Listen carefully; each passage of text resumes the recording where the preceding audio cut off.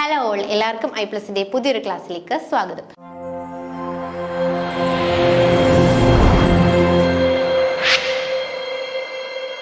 നമ്മൾ ഇനി ഡിസ്കസ് ചെയ്യാനായിട്ട് പോകുന്നത് 46ാമത്തെ ക്വസ്റ്റ്യൻ ആണ്. ബയോ ഇൻഫോർമാറ്റിക്സിൽ നിന്നുള്ളൊരു ക്വസ്റ്റ്യൻ ആണ് അല്ലേ. നമുക്കറിയാം എല്ലാ എക്സാമിനും ഈ ഒരു പാറ്റേണിലുള്ള ബയോ ഇൻഫോർമാറ്റിക്സ് റിലേറ്റ് ചെയ്തിട്ടുള്ള 1-2 ക്വസ്റ്റ്യൻസ് ഉണ്ടാവാറുണ്ട്. അത് സ്ഥിരമായിട്ട് ഒരേ പാറ്റേണിലുള്ള ക്വസ്റ്റ്യൻസും ആയിരിക്കും അല്ലേ. അപ്പൊ നമുക്ക് നോക്കാം. The database specifically designed for protein sequence data, അതായത് പ്രോട്ടീൻ സീക്വൻസ് ഡേറ്റയ്ക്ക് വേണ്ടിയിട്ടുള്ള ഡേറ്റാബേസ് ഏത്? EMBL, ജെൻബാങ്ക്, സ്വിസ്പോട്ട്, DDBJ, ഇതിലേതാണ് പ്രോട്ടീൻ സീക്വൻസ് ഡേറ്റയ്ക്ക് വേണ്ടിയിട്ടുള്ള ഡേറ്റാബേസ് എന്നുള്ളതാണ്. നമുക്ക് ഓരോന്നായിട്ട് നോക്കാം. സ്വിസ്പോട്ട് എന്ന് പറയുന്നത് curated protein sequence database provides detailed information on protein sequences അല്ലെ. ഇപ്പൊ സ്വിസ്പോട്ട് എന്ന് പറയുന്നത് ക്യൂറേറ്റഡ് പ്രോട്ടീൻ സീക്വൻസ് ഡേറ്റാബേസസ് ആണ്. ഇവിടെ പ്രൊവൈഡ് ഡീറ്റെയിൽഡ് പ്രോട്ടീൻ്റെ പോർട്ട്, നമുക്കറിയാം സ്വിസ്പോട്ട് എന്ന് പറയുന്നത് പ്രോട്ടീൻ ഡേറ്റാബേസ് ആട്ടോ, പ്രോട്ടീൻ ഡേറ്റാബേസ് സീക്വൻസസ് ആണ്. അപ്പൊ ഇതിൽ നമുക്ക് പ്രോട്ടീൻസിനെ കുറിച്ചുള്ള അതിന്റെ സീക്വൻസസുകൾ, അതിന്റെ ഫങ്ഷണൽ അനോട്ടേഷൻസ്, സ്ട്രക്ചേഴ്സുകൾ, ഇതൊക്കെ നമുക്ക് ഇവിടെ കിട്ടും, ഈ ഒരു സ്വിസ്പോട്ടിൽ കിട്ടും. അപ്പൊ സ്വിസ്പോട്ടാണ് protein nucleotide database. EMBL full form ആണ്, ചില സമയത്ത് ഫുൾ ഫോം ആയിരിക്കും ചോദിക്കുന്നത്. European molecular biology laboratory, European molecular biology laboratory എന്നുള്ളതാണ് EMBL ഫുൾ ഫോം എന്ന് പറയുന്നത്. അവിടെ ന്യൂക്ലിയോറ്റൈഡ് സീക്വൻസസ് ഡേറ്റാബേസ്, അതെന്ന് പറയുന്നത് പ്രോട്ടീൻ അല്ല, ന്യൂക്ലിയോറ്റൈഡ് സീക്വൻസസ് ഡേറ്റാബേസ് ആണ്. നെക്സ്റ്റ് ജെൻബാങ്ക് ഉണ്ട്, national centre for biotechnology information nucleotide sequence database എന്ന് പറയുന്നത്, അതും ഒരു ന്യൂക്ലിയോറ്റൈഡ് ഡേറ്റാബേസ് ആണ്. DDBJ, DNA data bank of Japan ആണ്, അതും ഒരു ന്യൂക്ലിയോറ്റൈഡ് ഡേറ്റാബേസ് സീക്വൻസസുകളാണ് അല്ലേ. നമ്മുടെ ക്വസ്റ്റ്യനിൽ നമ്മളോട് ചോദിച്ചിരിക്കുന്നത് എന്താണ്? പ്രോട്ടീൻ സീക്വൻസ് അല്ലേ. പ്രോട്ടീൻ സീക്വൻസ് ഒരെണ്ണമേ ഉള്ളൂ, സ്വിസ്പോട്ട് മാത്രമേ ഉള്ളൂ. ബാക്കി ജെൻബാങ്കും DDBJ, EMBL ഒക്കെ എന്താണ്? ആ ന്യൂക്ലിയോറ്റൈഡ് ഡേറ്റാബേസുകളാണ്.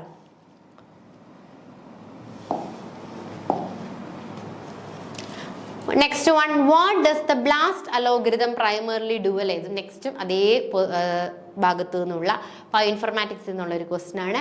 ബ്ലാസ്റ്റിന്റെ ഫംഗ്ഷൻ ആണ് ചോദിച്ചിരിക്കുന്നത് അല്ലേ. നമുക്ക് നോക്കാം. Align protein structure, identify homologous sequence, analyse metabolic pathway, construct phylogenetic tree. ഇതിലേതാണ് ബ്ലാസ്റ്റ് ടൂൾ കൊണ്ട് ചെയ്യാൻ പറ്റുന്നത് എന്നാണ് ക്വസ്റ്റ്യൻ. നമുക്ക് നോക്കാം. ബ്ലാസ്റ്റ് എന്താണ്? ബേസിക് ലോക്കൽ അലൈൻമെന്റ് ടൂൾ ആണ് അല്ലെ. Basic local alignment search tool. Blast എന്ന് പറയുന്നത് basic local alignment search tool ആണ്. Widely used in algorithm for comparing a query sequence അല്ലെ. ഒരു ക്വയറി സീക്വൻസ് കമ്പയർ ചെയ്യാനായിട്ട്, DNA-യുടെയോ പ്രോട്ടീൻസിന്റെയോ ഒരു ക്വയറി സീക്വൻസ് കമ്പയർ ചെയ്യാനായിട്ടാണ് ഇത് to a database of known അല്ലെ. ഒരു നോൺ സീക്വൻസുമായിട്ട്, ഒരു നോൺ സീക്വൻസ് കാണും, ഒരു അൺനോൺ സീക്വൻസ് കാണും. അപ്പൊ ഈ അൺനോൺ സീക്വൻസിനെ നോൺ സീക്വൻസുമായിട്ട് എന്ത് ചെയ്യുകയാണ് ചെയ്യുന്നത്? കമ്പയർ ചെയ്യുവാൻ വേണ്ടിയിട്ടാണ് എന്ത് യൂസ് ചെയ്യുന്നത്? Blast basic local alignment search tool ഉപയോഗിക്കുന്നത്. It's primary function is to identify sequence that are similar to homologous to the query sequence അല്ലെ. അപ്പൊ ഹോമോലോഗസ് ക്വയറി സീക്വൻസുമായിട്ട് സിമിലർ ആണോ എന്ന് അറിയുവാൻ വേണ്ടിയാണ് നമ്മൾ ബ്ലാസ്റ്റ് യൂസ് ചെയ്യുന്നത്. ക്ലിയർ ആയല്ലോ. ഇപ്പൊ ബ്ലാസ്റ്റ് എന്ന് പറയുമ്പോൾ ഹോമോലോഗസ് സീക്വൻസ് അല്ലെ. നമ്മുടെ നോൺ സീക്വൻസിനെയും അൺനോൺ സീക്വൻസിനെയും തമ്മിൽ കമ്പയർ ചെയ്യാനാണ് ബ്ലാസ്റ്റ് യൂസ് ചെയ്യുന്നത്. ഐഡന്റിഫൈ ഹോമോലോഗസ് സീക്വൻസുകൾ അല്ലേ, അതിനാണ് ബ്ലാസ്റ്റിന്റെ function. 48, which of the following is not a type of sequence alignment analysis അല്ലെ. ഈ തന്നിരിക്കുന്നതിൽ ഏതാണ് സീക്വൻസ് അലൈൻമെന്റ് അനാലിസിസ് ടൈപ്പ് അല്ലാത്തത് അല്ലേ? Not a type of sequence alignment ആണ്. Global alignment, local alignment, phylogenetic alignment, pairwise analysis. ഏതാണ്? അപ്പൊ നമുക്ക് ഓരോന്നായിട്ട് നോക്കാം. ഗ്ലോബൽ അലൈൻമെന്റ് എന്ന് പറയുന്നത് അലൈൻ ടു സീക്വൻസ് ഓവർ, രണ്ട് സീക്വൻസുകളുടെ എൻറ്റയർ ലെങ്ത്തിൽ അലൈൻ ചെയ്യുന്നതാണ് ഗ്ലോബൽ അലൈൻമെന്റ്. ഗ്ലോബൽ എന്ന് പറയുമ്പോൾ എൻറ്റയർ ലെങ്ത്തിൽ അവരെ അലൈൻ ചെയ്യുന്നു. ലോക്കൽ അലൈൻമെന്റ്, ലോക്കൽ അലൈൻമെന്റ് എന്ന് പറയുമ്പോൾ identify similar region within two sequences അല്ലേ. ഇവിടെ എന്ത് ചെയ്യുന്നു? ഐഡന്റിഫൈ, രണ്ട് സീക്വൻസസിലെ സിമിലർ റീജിയൻസുകൾ ഐഡന്റിഫൈ ചെയ്യും. അപ്പൊ ആദ്യം ഗ്ലോബൽ അലൈൻമെന്റ് എന്ന് പറയുമ്പോൾ നമുക്ക് എന്താ പറയേണ്ടത്? Align two species over entire length അല്ലെ. ആ എൻറ്റയർ ലെങ്തിൽ രണ്ട് സ്പീഷീസുകളെ അലൈൻ ചെയ്യുന്ന ആ ഒരു പ്രൊസീജിയറിനെയാണ് നമ്മൾ ഗ്ലോബൽ അലൈൻമെന്റ് എന്ന് പറയുന്നത്. ഇനി രണ്ട് സീക്വൻസസ് അല്ലേ, രണ്ട് സീക്വൻസസ് എടുത്തിട്ട് അതിൽ സിമിലർ ആയിട്ടുള്ള കുറച്ച് റീജിയൻസ് കാണും അല്ലെ, അവ അനലൈസ് ചെയ്യുന്നതാണ് ലോക്കൽ അലൈൻമെന്റ് എന്ന് പറയുന്നത്. ഇനി പെയർ വൈസ് അനാലിസിസ് എന്ന് പറയുമ്പോൾ two sequences to identify similarities. പിന്നെ രണ്ട് സീക്വൻസുകൾ എന്ത് ചെയ്യുന്നു, അനലൈസ് ചെയ്യുന്നു, അതിലെ സിമിലാരിറ്റീസ് നോക്കുന്നു, ഡിഫറൻസുകളും നോക്കുന്നു. ഫൈലോജനറ്റിക് അനാലിസിസ് എന്ന് പറയുമ്പോൾ it's a separate field of study that aim to construct evolutionary relationship between organs. Phylogenetic analysis എന്താണ്, ഇവല്യൂഷണറി റിലേഷൻഷിപ്പ് അല്ലെ, ഒരു കോമൺ ആൻസസ്റ്റർ ആണ്, ആ കോമൺ ആൻസസ്റ്ററിൽ നിന്നാണ് ബാക്കി ഡെവലപ്പ് ചെയ്യുന്നത്. അങ്ങനെയുള്ള ഇവല്യൂഷണറി റിലേഷൻഷിപ്പ് കൺസ്ട്രക്ട് ചെയ്യുന്നതാണ് ഫൈലോജനറ്റിക് അനാലിസിസ് എന്ന് പറയുന്നത്. ക്ലിയർ ആണോ? സോ നമ്മുടെ ഓപ്ഷൻസ് എല്ലാം ക്ലിയർ ആയെന്ന് വിശ്വസിക്കുന്നു. അതാണ് ഫൈലോജനറ്റിക് അലൈൻമെന്റ് അല്ലെങ്കിൽ അനാലിസിസ് എന്ന് പറയുന്നത്. അപ്പോൾ ആദ്യം ഗ്ലോബൽ അലൈൻമെന്റ് ഉണ്ടല്ലേ, ഗ്ലോബൽ അലൈൻമെന്റ് നമ്മൾ എന്താ പറയുന്നത്, എൻറ്റയർ ലെങ്തിൽ, അതിൻ്റെ ആ ഒരു എൻറ്റയർ ലെങ്ത് നമ്മൾ എന്താ ചെയ്യുന്നത്, ആ സീക്വൻസിനെ അനലൈസ് ചെയ്യുന്നു. ലോക്കൽ അലൈൻമെന്റിൽ നമ്മൾ രണ്ട് സീക്വൻസുകൾ എടുത്തിട്ട് അതിൽ സിമിലർ ഭാഗങ്ങൾ നോക്കുകയാണ് ചെയ്യുന്നത്. പെയർ വൈസിൽ സിമിലറും ഡിസിമിലറും ഡിഫറൻസും സിമിലാരിറ്റീസും ചെക്ക് ചെയ്യുകയാണ് ചെയ്യുന്നത്. 49. In bioinformatics, the term genome annotation refers to genome annotation എന്താണ് റെഫർ ചെയ്യുന്നതാണ് ചോദിച്ചിരിക്കുന്നത്. The process of sequencing DNA sequence ചെയ്യുന്നതാണ് genome annotation. The identification of functional element in the genome, ജീനോമിലെ ഫങ്ഷണൽ എലമെന്റ്സിനെ ഐഡന്റിഫൈ ചെയ്യുന്നതാണ്. The assembly of genomic data into database ആണ്. The comparison of genomes from different organisms ആണ്. അപ്പൊ ഇതിൽ ഏതാണ് എന്ത് ജിനോം അനോട്ടേഷൻ എന്നുള്ള ടേം കൊണ്ട് റെഫർ ചെയ്യുന്നതെന്ന് ചോദിച്ചു കഴിഞ്ഞാൽ genome annotation simply the identification of functional element in the genome അല്ലെ, ഒരു ജീനോമിനുള്ളിലെ ഫങ്ഷണൽ എലമെന്റുകളെ അനലൈസ് ചെയ്യുന്നത് അല്ലെങ്കിൽ ഫങ്ഷണൽ എലമെന്റുകളെ കുറിച്ച് പഠിക്കുന്ന അല്ലെങ്കിൽ അതിനെ ഐഡന്റിഫൈ ചെയ്ത് മനസ്സിലാക്കുന്നതിനെയാണ് നമ്മൾ ജിനോം അനോട്ടേഷൻ എന്ന് പറയുന്നത്. പേര് തന്നെ ഉണ്ടല്ലേ, ജീനോം എന്ന് പറയുമ്പോൾ ജിനോം അനോട്ടേഷൻ എന്ന് പറയുമ്പോൾ ജീനോമിനുള്ളിലെ ഫങ്ഷണൽ എലമെന്റ്സുകളെ ഐഡന്റിഫൈ ചെയ്യുന്ന മെത്തേഡാണ് ഇതെന്ന് പറയുന്നത് ജിനോം അനോട്ടേഷൻ എന്ന് പറയുന്നത്. 50ാമത്തെ question. The primary mechanism of systematic acquired resistance SAR in plant is അല്ലെ, അതായത് primary mechanism of systematic acquired resistance അല്ലെങ്കിൽ SAR ഇൻ പ്ലാന്റ് എന്താണെന്നാണ് ചോദിച്ചിരിക്കുന്നത്. ലോക്കലൈസ്ഡ് സെൽ ഡെത്ത് അല്ലെ, ഇൻഫെക്ഷൻ സൈറ്റിലെ ആ ഒരു സൈറ്റിലെ മാത്രമായിട്ടുള്ള സെല്ലിന്റെ ഡെത്ത് സംഭവിക്കുക. Activation of defence gene throughout the plants അല്ലെ, അല്ലെങ്കിൽ ഡിഫേൺസ് ജീനിന്റെ ആക്ടിവേഷൻ ആണോ, അതും അല്ലെങ്കിൽ പ്രൊഡക്ഷൻ ഓഫ് ഫൈറ്റോഅലക്സിന്റെ പ്രൊഡക്ഷൻ ആണോ, മെക്കാനിക്കൽ ബാരിയേഴ്സിന്റെ ഫോർമേഷൻ ആണോ, എന്താണ് സാറിന്റെ ഒരു മെയിൻ ഫീച്ചർ. അപ്പം സിസ്റ്റമാറ്റിക് അക്വയർഡ് റെസിസ്റ്റൻസ് എന്താണെന്ന് നമുക്ക് ആദ്യം നോക്കാം അല്ലെ. ആദ്യം എന്താ SAR എന്ന് മനസ്സിലാക്കണം, അല്ലെങ്കിൽ എന്താണ് SAR എന്ന് മനസ്സിലാക്കണം അല്ലെ. അത് മനസ്സിലാക്കിയാലേ അതിന്റെ ഫീച്ചേഴ്സ് മനസ്സിലാവും. സോ SAR എന്താന്ന് നോക്കാം. is a plant defense mechanism that provides long lasting protection അല്ലെ. ഇതെന്ന് പറയുന്നത് ഒരു പ്ലാന്റ് ഡിഫൻസ് മെക്കാനിസം ആണ്, ലോങ് ലാസ്റ്റിംഗ് പ്രൊട്ടക്ഷൻ അല്ലെ, that provide long lasting protection provide ചെയ്യുന്ന ഒരു ലോങ് ലാസ്റ്റിംഗ് ആയിട്ടുള്ള പ്രൊട്ടക്ഷൻ പ്രൊവൈഡ് ചെയ്യുന്ന ഒരു പ്ലാന്റ് ഡിഫൻസ് മെക്കാനിസം ആണ് SAR എന്ന് പറയുന്നത്. It's A wide range of അല്ലെ പ്രൊട്ടക്ഷൻ എഗെയിൻസ്റ്റ് കുറേ അധികം പത്തോജൻസിന് എഗെയിൻസ്റ്റ് ആയിട്ടുള്ള ലോങ് ടേം പ്ലാന്റ്സിനുള്ള ഒരു പ്രൊട്ടക്ഷൻ, ഇമ്മ്യൂണിറ്റി പ്രൊട്ടക്ഷൻ ആണ് ഇതെന്ന് പറയുന്നത് SAR എന്ന് പറയുന്നത്. Primary mechanism of SAR involve the activation of defence related genes. ആദ്യം എന്ത് ചെയ്യണം, ഡിഫൻസ് റിലേറ്റഡ് ആയിട്ടുള്ള ജീൻസുകളെ ഒക്കെ ആക്ടിവേറ്റ് ചെയ്യണം. Leading to the production of pathogenesis അല്ലെ, എന്നിട്ട് അത് എന്ത് ചെയ്യുന്നു, ആ പത്തോജെനിസിസിലേക്ക് നയിക്കുകയും ചെയ്യുന്നു അല്ലെ. Proteins and other defence compounds leading to the production of pathogenesis related പ്രോട്ടീൻസും അല്ലെങ്കിൽ ഡിഫൻസ് കോമ്പൗണ്ട്സിൻ്റെയും ഒക്കെ പ്രൊഡക്ഷന് സഹായിക്കുന്നു. അപ്പം സിസ്റ്റമാറ്റിക് അക്വയർഡ് റെസിസ്റ്റൻസ് എന്ന് പറയുമ്പം പ്ലാന്റ്സിന് ലോങ് ടേം ആയിട്ട് കൊടുക്കുന്ന ഒരു എന്താണ് ഇമ്മ്യൂണിറ്റി പവർ എന്നോ അല്ലെങ്കിൽ ഒരു പ്രൊട്ടക്ഷൻ എന്ന് പറയും. കുറേ അധികം പത്തോജൻസിന് എഗെയിൻസ്റ്റ് ആയിട്ട് പ്ലാന്റ്സിന് കൊടുക്കുന്ന ലോങ് ടൈം പ്രൊട്ടക്ഷൻസിനെയാണ് നമ്മൾ എന്തെന്ന് വിളിക്കുന്നത്, സിസ്റ്റമിക് അക്വയർഡ് റെസിസ്റ്റൻസ് എന്ന് വിളിക്കുന്നത്. അപ്പോൾ ഇതിലാണെങ്കിൽ മെയിനായിട്ടും എന്താണ് നമുക്ക് കാണാൻ പറ്റുന്നത്, അങ്ങനെ കുറേ അധികം ജീനുകളെ നമ്മൾ ഇനിഷ്യേറ്റ് ചെയ്തെടുക്കുന്നു. എടുത്തിട്ട് ഈ ജീനുകൾ അതിന് എഗെയിൻസ്റ്റ് ആയിട്ട് എന്ത് ചെയ്യുന്നു, പത്തോജെനിസിസ് റിലേറ്റഡ് പ്രോട്ടീൻസും ഡിഫൻസ് കോമ്പൗണ്ട്സിനെയും ഒക്കെ പ്രൊഡ്യൂസ് ചെയ്യുന്നു. ഇനി 50ാമത്തെ ക്വസ്റ്റ്യൻ ആണ് നമുക്ക് അടുത്തതായിട്ട് ഡിസ്കസ് ചെയ്ത് നമ്മളിപ്പോൾ ചെയ്തത്. അപ്പോൾ അതിന്റെ കറക്റ്റ് ആൻസർ നമുക്ക് നോക്കാം. Activation of defence gene throughout the plant അല്ലേ. നമ്മൾ പറഞ്ഞു SAR എന്ന് പറയുന്നത് സിസ്റ്റമാറ്റിക് അക്വേർഡ് റെസിസ്റ്റൻസ് ആണ്. ഈ ഒരു അക്വേർഡ് റെസിസ്റ്റൻസിന്റെ മീനിങ് എന്താണെന്ന് ചോദിച്ചു കഴിഞ്ഞാൽ ലോങ് ടേം ആയിട്ടുള്ള കുറേ അധികം പാത്തോജൻസിന് എഗെയിൻസ്റ്റ് ആയിട്ട് പ്ലാന്റ്സിന് കൊടുക്കുന്ന ആ ഒരു പ്രൊട്ടക്ഷനെയാണ് SAR എന്ന് വിളിക്കുന്നത്. അപ്പോൾ അതിന്റെ മെയിൻ എന്ന് പറഞ്ഞാൽ എന്താണ്, ആദ്യം കുറേ ഡിഫേൺസ് ജീനുകളെ ആക്ടിവേറ്റ് ചെയ്യുക എന്നുള്ളതാണ് അതിന്റെ മെയിൻ ആയിട്ടുള്ള ഒരു ഫംഗ്ഷൻ എന്ന് പറയുന്നത്. ഇനി match the following genetic marker in list 1 with description in list 2. കുറേ അധികം ജനറ്റിക് മാർക്കേഴ്സ് ആണ് കേട്ടോ. RFLP, SSR, SNP, AFLP എന്നൊക്കെ പറഞ്ഞ ജനറ്റിക് മാർക്കേഴ്സ് ആണ് ഈ കൊടുത്തിട്ടുള്ളത്. അവ എന്ത് ലിസ്റ്റ് 2വുമായിട്ട് കറക്റ്റ് ചെയ്യുക എന്നാണ് പറഞ്ഞിട്ടുള്ളത്.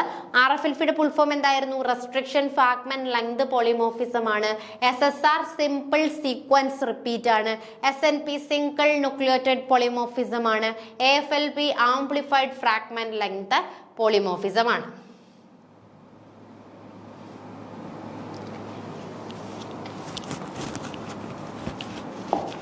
അപ്പൊ നമുക്ക് ഈ മാച്ച് ദ ഫോളോയിങ് ഒന്ന് ചെയ്ത് നോക്കാം അല്ലെ. RFLP എന്ന് പറഞ്ഞാൽ എന്താ full form? Restriction fragment length polymorphism ആണ് RFLP കൊണ്ട് ഉദ്ദേശിക്കുന്നത് ആംപ്ലിഫൈഡ് പോളിമോർഫിസം ഫ്രാഗ്മെന്റ് ലെങ്ത് അല്ലെ.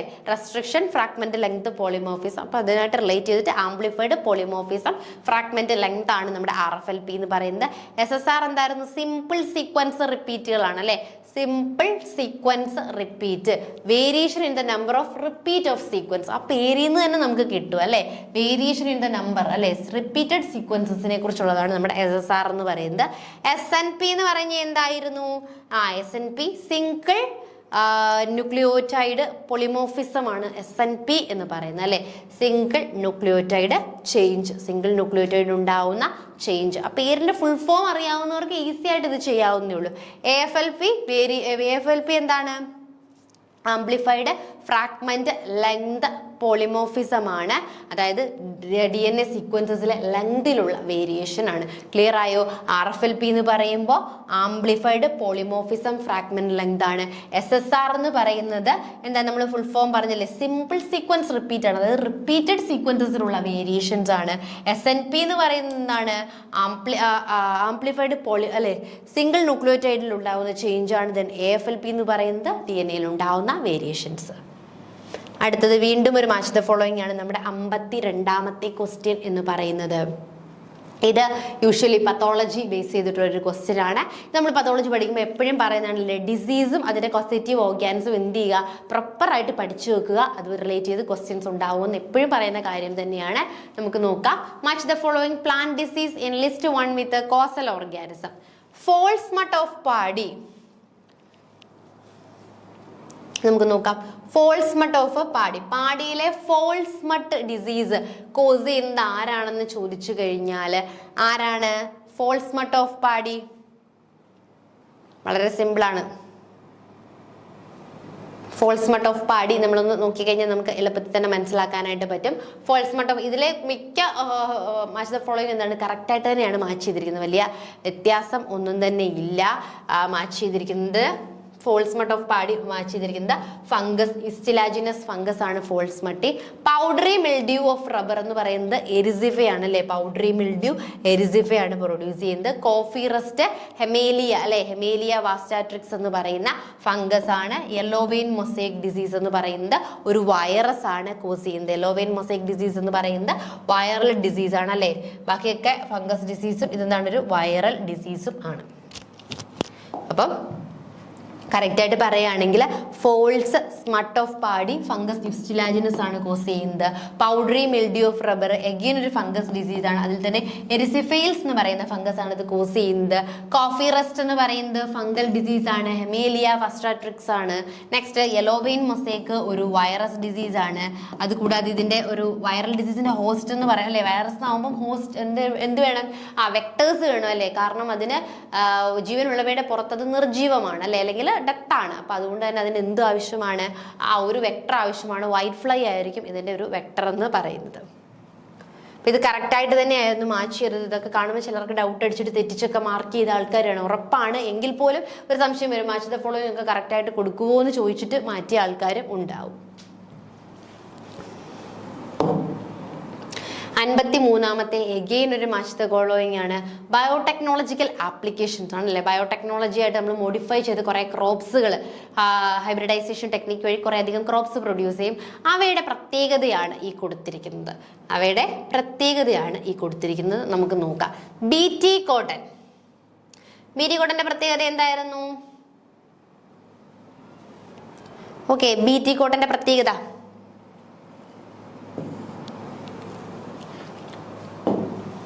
BT കോട്ടൺ എന്ന് പറയുന്നത് പെസ്റ്റ് റെസിസ്റ്റന്റ് ആയിരുന്നു അല്ലെ. ആ ഒരു സമയത്തെ പെസ്റ്റ് റെസിസ്റ്റന്റ് ആയിട്ട് ക്രിയേറ്റ് ചെയ്തതാണ് BT കോട്ടൺ. ഗോൾഡൻ റൈസ് എന്ന് പറയുന്നത് വൈറ്റമിൻ എ ഡെഫിഷ്യൻസി ഉള്ളവർക്ക് വൈറ്റമിൻ എൻറിച്ച് ആയിട്ടുള്ള ഫുഡ് പ്രൊഡ്യൂസ് ചെയ്യാന്നുള്ള ലക്ഷ്യമാണ് ഗോൾഡൻ റൈസ്. പിന്നെ നമ്മുടെ ഫ്ലേവർ സേവർ ടൊമാറ്റോ എന്ന് പറയുന്നത് റൈപ്പനിങ് ഡിലേ ചെയ്യുന്നു അല്ലെ. പെട്ടെന്നൊന്നും റൈപ്പ് ചെയ്യാതെ ആ റൈപ്പനിങ് ഡിലേ ചെയ്യുന്നതാണ് ഫ്ലേവർ സേവർ ടൊമാറ്റോ എന്ന് പറയുന്നത്. അത് ആ ടൈമിലെ റൈപ്പൻ ചെയ്യുകയുള്ളൂ. നെക്സ്റ്റ് ഹെർബിസൈഡ് റെസിസ്റ്റൻറ്റ് സോയാബീൻ എന്ന് പറയുന്നത് ഹെർബിസൈഡ്സിന് എഗെയിൻസ്റ്റ് ആയിട്ടുള്ള ടോളറൻസ് പ്രൊവൈഡ് ചെയ്യുന്നു. ഇതും കറക്റ്റായിട്ട് തന്നെയാണ് മാർക്ക് ചെയ്തിരിക്കുന്നത്. ഡൗട്ട്സ് വന്ന് മാറ്റിയിട്ടുള്ളവർ ധാരാളം കാണും. നമുക്കറിയാം, നമുക്ക് കറക്റ്റ് ആണെന്ന് 100% ഉറപ്പുണ്ടെങ്കിൽ പോലും നമ്മൾ എന്ത് ചെയ്യും? അയ്യോ, മാച്ച് ദ ഫോളോവിങ് എപ്പോഴും ഇങ്ങനെ കറക്റ്റായിട്ട് തന്നെ മാച്ച് ചെയ്യുമോ എന്ന് വിചാരിച്ചിട്ട് മാറ്റിയ ആൾക്കാരുണ്ടാവും. പക്ഷെ എന്താണ്, നമുക്ക് ഉറപ്പാണെങ്കിൽ അത് കറക്റ്റായിട്ട് നമ്മൾ എഴുതാം. നമ്മൾ പഠിച്ച അറിവ് നമുക്ക് ഉറപ്പുണ്ടെങ്കിൽ അതൊരിക്കലും നമ്മളെ ചതിക്കുകയില്ല അല്ലേ. കറക്റ്റായിട്ട് തന്നെ നമുക്ക് എഴുതാനായിട്ട് സാധിക്കും. അപ്പം ഇത് വളരെ സിമ്പിൾ ആയിട്ടുള്ളൊരു മാച്ച് ദ ഫോളോവിങ് ആയിരുന്നു. നെക്സ്റ്റ് വീണ്ടും മാച്ച് ദ ഫോളോവിങ് ആണ്. Match the following component of plant immuno system അല്ലേ. പ്ലാന്റ് ഇമ്മ്യൂണോ സിസ്റ്റത്തിലെ കുറച്ചധികം കമ്പോണൻസ് ആണ് ഈ കൊടുത്തിട്ടുള്ളത്. അവയെ നമ്മൾ എന്ത് ചെയ്യുക? കറക്റ്റായിട്ട് മാച്ച് ചെയ്യുകയാണ് ചെയ്യേണ്ടത്. അപ്പം നമുക്ക് നോക്കാം.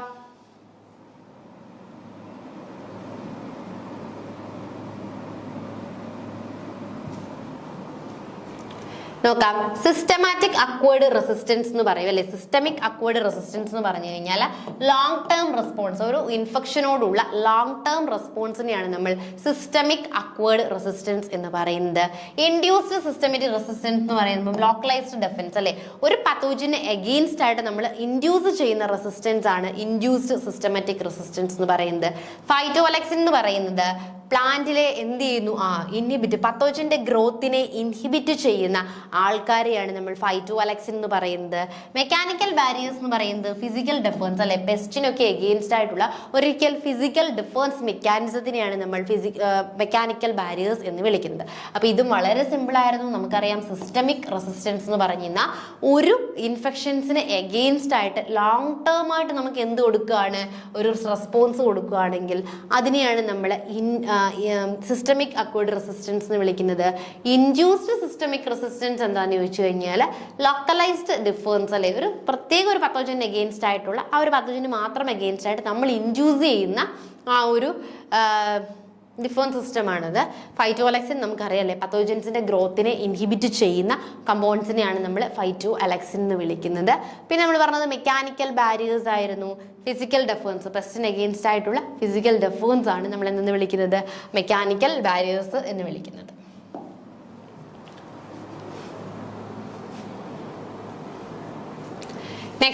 നെക്സ്റ്റ്, അപ്പൊ റൈറ്റ് ആയിട്ടുള്ള ആൻസർ നമുക്ക് അറിയാലോ അല്ലേ.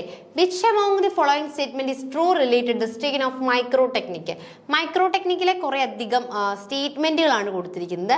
ഇതിൽ ട്രൂ ഏതെന്നാണ് ചോദിച്ചിരിക്കുന്നത് അല്ലെ. ഒന്നാമത്തെ സ്റ്റേറ്റ്മെന്റ് ആണ് acridine orange is a synthetic dye belonging to the triaryl methyl methane class used in staining bacteria endospores. Eosin is an acidic dye composed of bio-miniated fluorescent stain, cytoplasm and extracellular structure in tissue. It imparted pink color or red color. It is often used as a counter stain in combination with the hematocylone. H&D staining ഉണ്ട്. പിന്നെ നമ്മൾ എപ്പോഴും പറയല്ലേ, micro technique പഠിക്കുന്ന സമയത്ത് നമ്മൾ Staines അത് acidic ആണോ ബേസിക് ആണോ പ്രോപ്പറായിട്ട് നോക്കുക. അതിൻ്റെ ഒരു എന്തിന് സ്റ്റെയിൻ ചെയ്യാനാണ് ഉപയോഗിക്കുന്നത്, ഇത്തരം കാര്യങ്ങൾ നോക്കി വെച്ചിരുന്നാൽ മതി. അതാണ് ഇമ്പോർട്ടൻ്റ് എന്ന് പറയുന്നത്. അപ്പം അത് റിലേറ്റ് ചെയ്തിട്ടുള്ള ക്വസ്റ്റ്യൻ കണ്ടോ. Haematoxylin is a basic dye derived from heart wood of certain trees. ഈ ഹിമറ്റോസൈൽ എന്ന് പറയുന്നത് ഹേർട്ട് വുഡിൽ നിന്നും ഡെവലപ്പ് ചെയ്യുന്നതാണ്. Undergo oxidation to form hematine, staining nuclear blue or purple. ഇനി malachite green is used in fluorescent microscopy for vital staining of a living cell. malachite green fluorescent microscopyയിലെ ഒരു living സെൽസിന്റെ vital ഇതിനു വേണ്ടി എന്താണ് four vital living സെൽസിനെ stain ചെയ്യാൻ വേണ്ടി use ചെയ്യും. 2ഉം 3ഉം ആണോ 1ഉം 3ഉം ആണോ 1 2 ആണോ അതോ 1 2 3 ഓൺലി ആണോ എന്ന് നമുക്ക് നോക്കാം.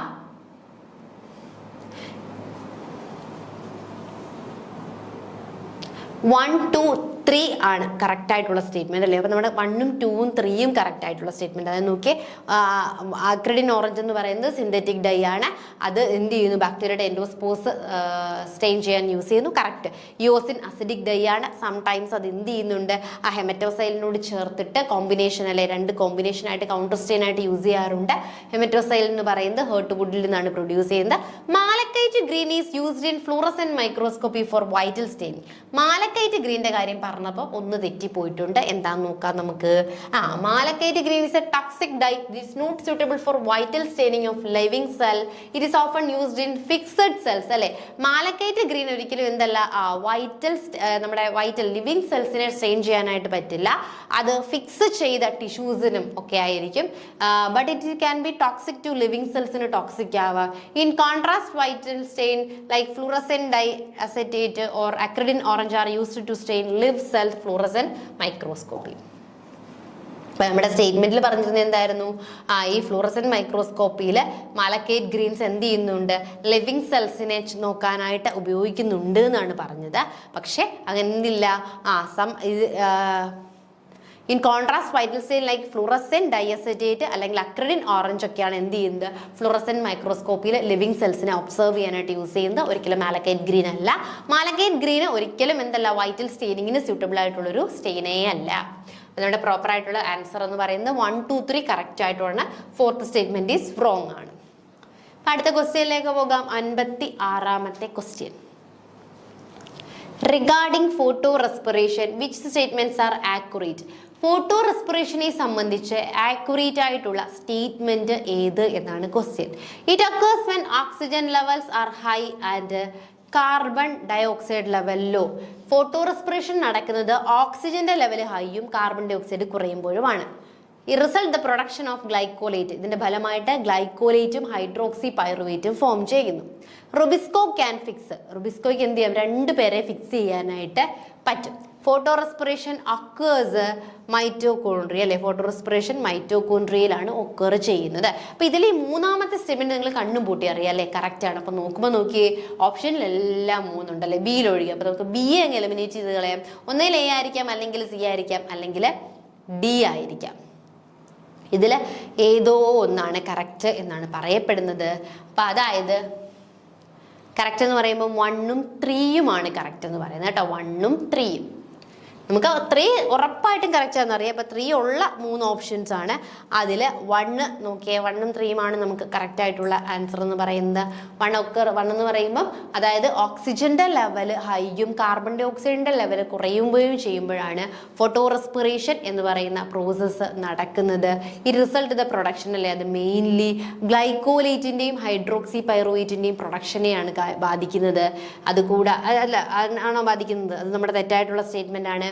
അതുകൂടാതെ റുബിസ്കോയെ നമുക്ക് എന്ത് ചെയ്യാൻ പറ്റും, കാർബൺ ഡൈ ഓക്സൈഡിനെയും ഓക്സിജനെയും ഫിക്സ് ചെയ്യാം. അപ്പൊ ഈ 1ഉം 3ഉമാണ് കറക്റ്റ് ആയിട്ടുള്ളത്. 2 എന്ന് പറയുന്നത് 2ഉം 4ഉം തെറ്റായിട്ടുള്ള സ്റ്റേറ്റ്മെന്റ്സ് ആണ്.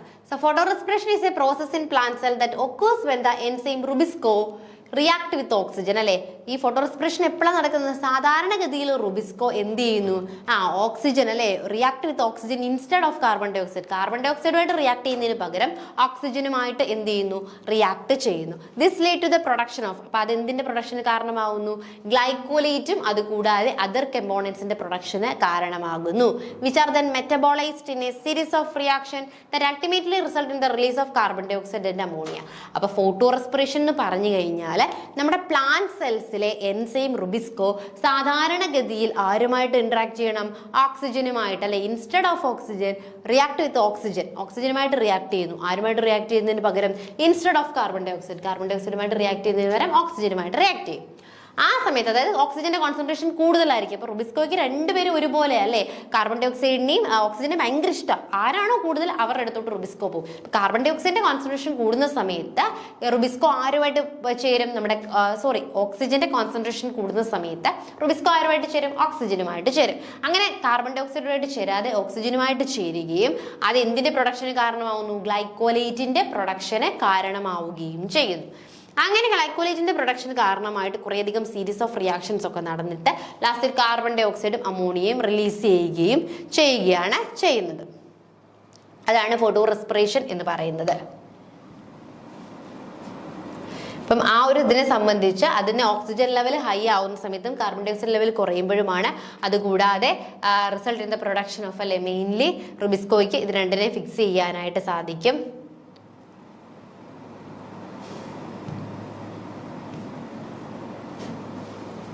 അടുത്ത ക്വസ്റ്റ്യൻ നോക്കാം, 57. എഗെയിൻ ഒരു മാച്ച് ദ ഫോളോയിങ് ആണ്. Signal transduction in list 1 Rolls in list 2. Signal precipitation, നമുക്കാദ്യം ഈ ടേമുകൾ എന്താണെന്ന് കറക്റ്റായിട്ട് ഒന്ന് അനലൈസ് ചെയ്യാം. അതിനുശേഷം മാച്ച് ദ ഫോളോയിങ്ങിലേക്ക് വരാം അല്ലേ. കുറെ അധികം ടേമുകൾ നമുക്ക് പഠിക്കാറുണ്ട്. Signal transduction, signal transduction is the process. Signal transduction എന്ന് പറഞ്ഞാൽ എന്താണ്? It is a process by which cell respond to external signals such as hormones, growth factors or light. അപ്പം സിഗ്നൽ ട്രാൻസ്ഡക്ഷൻ എന്ന് പറയുമ്പോൾ സെൽ എന്ത് ചെയ്യുന്നു, പുറത്തുനിന്നുള്ള എക്സ്റ്റേണൽ സിഗ്നൽസിനോട് റെസ്പോണ്ട് ചെയ്യുന്നു അല്ലെ. അതായത് ഹോർമോൺസ്, ഗ്രോത്ത് ഫാക്ടേഴ്സ്, ലൈറ്റ്, ഇങ്ങനെയുള്ള എക്സ്റ്റേണൽ സിഗ്നൽസിനോട് നമ്മുടെ സെൽ എന്ത് ചെയ്യുന്നു, റിയാക്ട് ചെയ്യുന്നു. This pathway ultimately lead to the change in gene expression, protein activity and other cellular response. ഇതിനൊക്കെ എന്ത് ചെയ്യുന്നു, ഇത് ചേഞ്ച് ചെയ്യുകയും ചെയ്യുന്നു. അപ്പൊ സിഗ്നൽ ട്രാൻസ്ഡക്ഷൻ എന്ന് പറഞ്ഞു കഴിഞ്ഞാൽ സെൽസ് പുറത്തു നിന്നുള്ള സിഗ്നൽസിനോട് അല്ലെ, അതായത് എക്സ്റ്റേണൽ സിഗ്നൽസിനോട് റെസ്പോണ്ട് ചെയ്യുന്നതിനെയാണ് നമ്മൾ സിഗ്നൽ ട്രാൻസ്ഡക്ഷൻ എന്ന് പറയുന്നത്. അടുത്തതാണ് സിഗ്നൽ പ്രസിപ്പിറ്റേഷൻ അല്ലെ, പ്രസിപ്ഷൻ. സിഗ്നൽ പ്രസിപ്ഷൻ എന്ന് പറയുന്നത്, signal perception refers to the process by which cell detect and recognise external signals അല്ലെ. ഇവിടെ എന്ത് ചെയ്യുന്നു, റെസ്പോണ്ട് ചെയ്യും. ഇവിടെ ചെയ്യുന്നതെന്ന് പറഞ്ഞാൽ തിരിച്ചറിയുകയാണ് ചെയ്യുന്നത്. ഇന്ന സിഗ്നൽ ആണ് വരുന്നത്, അത് എക്സ്റ്റേണൽ സിഗ്നൽ ആണെന്ന് തിരിച്ചറിയപ്പെടുന്ന ഫേസ് ആണ് സിഗ്നൽ പെർസെപ്ഷൻ എന്ന് പറയുന്നത്. അതിപ്പോൾ അത് എന്തായിരിക്കും, എക്സ്റ്റേണൽ സിഗ്നൽ ആയിട്ടുള്ള ഹോർമോൺസും ഗ്രോത്ത് ഫാക്ടേഴ്സും ലൈറ്റും ഒക്കെ ആയിരിക്കും. ഇത് ഇനിഷ്യൽ സ്റ്റെപ്പാണ്, സ്റ്റാർട്ടിംഗ് ആണല്ലേ. വരുന്നത് ഒരു എക്സ്റ്റേണൽ സിഗ്നൽ ആണ് എന്നുള്ളത് സെല്ല് തിരിച്ചറിയപ്പെടുകയാണ് ഇവിടെ ചെയ്യുന്നത്. തിരിച്ചറിഞ്ഞിട്ട് അതിനോട് റെസ്പോണ്ട് ചെയ്യുകയാണ് ഇവിടെ ചെയ്യുന്നത്, ട്രാൻസ്ഡക്ഷനിൽ ചെയ്യുന്നത്. Then signal amplification ഉണ്ടല്ലേ. സിഗ്നൽ ആംപ്ലിഫിക്കേഷൻ എന്ന് പറയുമ്പോൾ process by which a weak or low intensity signal is strengthened or magnified to produce a stronger response അല്ലെ. ഇപ്പൊ ഈ വരുന്ന സിഗ്നൽ ലോ ആണെങ്കിൽ അതിനെ കുറച്ചുകൂടി ഒന്ന് സ്ട്രെങ്തൻ ആക്കിയ ശേഷം എന്ത് ചെയ്യുന്നു, അതിനെ ഒന്ന് ആൾട്ടർ ചെയ്ത ശേഷം ഒരു സ്ട്രോങ്ങർ റെസ്പോൺസ് കൊടുക്കുന്നതാണ് സിഗ്നൽ ആംപ്ലിഫിക്കേഷൻ അല്ലെ. ആംപ്ലിഫൈ ചെയ്യുകയാണ് അവിടെ ചെയ്യുന്നത്. So critical step in signal transduction allowing cell to respond changes in their environment. Second messengers ഉണ്ട്. These are the molecules that relay signals from receptors on the cell surface to target molecule inside the cells triggering a response അല്ലേ. ഈ messengers ആണ് പ്രോപ്പറായിട്ട് എന്ത് ചെയ്യുന്നത്, ആ സിഗ്നൽസിനെ absorb ചെയ്ത് അല്ലെങ്കിൽ ആ സിഗ്നൽസിനെ എടുത്തിട്ട് നമ്മുടെ സെൽസിന് എന്ത് ചെയ്യുന്നത്, ട്രിഗർ ചെയ്യുന്നത്, അതിന് എഗെയിൻസ്റ്റ് ആയിട്ട് റെസ്പോണ്ട് ചെയ്യാനായിട്ട് ട്രിഗർ ചെയ്യുന്നത്. അപ്പൊ ഇത്രയും 4 വേർഡ്സ് ആയിരുന്നു നമ്മൾ മനസ്സിലാക്കേണ്ടത്. സിഗ്നൽ ട്രാൻസ്ഡക്ഷൻ എന്ന് പറയുമ്പോൾ വരുന്ന സിഗ്നലിനെ മനസ്സിലാക്കിയ ശേഷം എന്ത് ചെയ്യുന്നു, അതിനോട് റെസ്പോണ്ട് ചെയ്യുന്നു. സിഗ്നൽ പെർസെപ്ഷൻ എന്ന് പറയുമ്പോൾ വരുന്ന സിഗ്നലിനെ ഐഡന്റിഫൈ ചെയ്യുന്നു. ദെൻ സിഗ്നൽ ആംപ്ലിഫിക്കേഷനും പിന്നെന്താണ് നമ്മൾ പറഞ്ഞത്, സെക്കൻഡ് മെസ്സഞ്ചേഴ്സും. ഇത്രയുമാണ് നമ്മുടെ ടേമുകൾ. നമ്മുടെ ക്വസ്റ്റ്യനിലേക്ക് പോകാം. അപ്പൊ നമ്മുടെ ടേമുകൾ ഏകദേശം ക്ലിയർ ആയല്ലോ അല്ലേ. അപ്പൊ നമുക്കിനി നോക്കാം. സിഗ്നൽ പെർസെപ്ഷൻ ആയിരുന്നു നമ്മൾ ആദ്യം പറഞ്ഞത് അല്ലെ. അതെന്താണ്, ഇനിഷ്യൽ ഡിറ്റക്ഷൻ അല്ലെ. അതുകൊണ്ട് സിഗ്നലിനെ ആദ്യം ഡിറ്റക്ട് ചെയ്യുന്നതാണ് എന്ത്, സിഗ്നൽ പെർസെപ്ഷൻ എന്ന് പറയുന്നത്. നെക്സ്റ്റ് എന്ന് പറയുന്നതാണ് സിഗ്നൽ ആംപ്ലിഫിക്കേഷൻ ഉണ്ട്. സിഗ്നൽ ആംപ്ലിഫിക്കേഷൻ എന്ന് പറയുന്നത് വരുന്ന സിഗ്നൽസിനെ നമ്മൾ ആദ്യമേ പറഞ്ഞു അല്ലെ, ഇൻക്രീസ് ചെയ്തിട്ട് കുറച്ചും കൂടി ഒരു സ്ട്രോങ് ആയിട്ടുള്ള റെസ്പോണ്ട് കൊടുക്കുക. പിന്നെ നമ്മൾ എന്താ പറഞ്ഞത്, സെക്കൻഡ് മെസ്സഞ്ചേഴ്സ് എന്ന് പറയുമ്പോൾ മോളിക്യൂൾസ് അല്ല, ചില മോളിക്യൂൾസ് ഉണ്ട്, CA2 കാൽസ്യം മോളിക്യൂൾസും അല്ലെങ്കിൽ ക്യാം മോളിക്യൂൾസും ഒക്കെ ഉണ്ട്. ഇവ എന്ത് ചെയ്യുക ചെയ്യുന്നത്, ആ പ്രോപ്പറായിട്ട് ആ സിഗ്നൽസിന് എഗെയിൻസ്റ്റ് ആയിട്ടൊരു റെസ്പോണ്ട് കൊടുക്കുന്നു. ലാസ്റ്റ് സിഗ്നൽ ട്രാൻസ്ഡക്ഷൻ ആണ്. അതെന്താ ചെയ്യുന്നത്, series of biochemical reaction leading to the cellular response കൊടുക്കുന്നു. അപ്പോൾ ഇതാണ് കറക്റ്റ് ആയിട്ടുള്ള ആ ഒരു ആൻസർ എന്ന് പറയുന്ന ടേമുകൾ മനസ്സിലാക്കി വെച്ച് കഴിഞ്ഞാൽ അത് വളരെയധികം കറക്റ്റ് ആയിരിക്കും. അപ്പോൾ നമ്മുടെ ഓപ്ഷൻ എന്ന് പറയുന്നത് A3, B2, C1, D4 എന്നുള്ളതാണ്. Thank you.